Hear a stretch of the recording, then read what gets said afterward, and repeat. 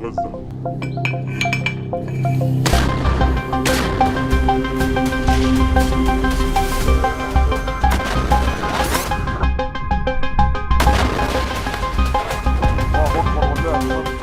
जब दो देशों के बीच युद्ध होता है तो उन देशों के कुछ लोग तो युद्ध के समर्थन में होते हैं, लेकिन काफी ऐसे लोग होते हैं जो युद्ध नहीं चाहते और वो चाहते हैं कि जल्द से जल्द युद्ध का समाधान निकालकर इसे खत्म किया जाए।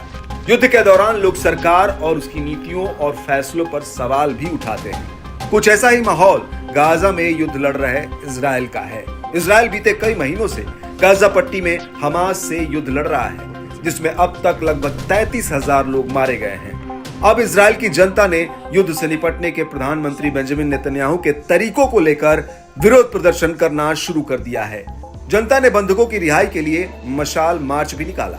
इतना ही नहीं बल्कि विरोध के लिए सड़क पर उतरी जनता ने तत्काल चुनाव की मांग करते हुए नेतन्याहू से इस्तीफा मांगते हुए उनसे पद छोड़ने तक के लिए कहा। 4 दिवसीय सरकार विरोधी प्रदर्शन उस समय अराजक हो गया जब मशाल थामे और इजरायली झंडा लिए हजारों प्रदर्शनकारी यरूशलेम के आसपास के इलाकों में फैल गए और पद से इस्तीफे की मांग का नारा लगाते हुए प्रधानमंत्री आवास की तरफ बढ़ गए। वहां लगी पुलिस ने लोगों को रोका तो प्रदर्शन अराजक हो उठा। प्रदर्शन कर रहे लोगों ने प्रधानमंत्री पर एक बड़ा गंभीर आरोप लगाया कि नेतन्याहू सत्ता पर अपनी पकड़ बनाए रखने के लिए युद्ध का इस्तेमाल कर रहे हैं।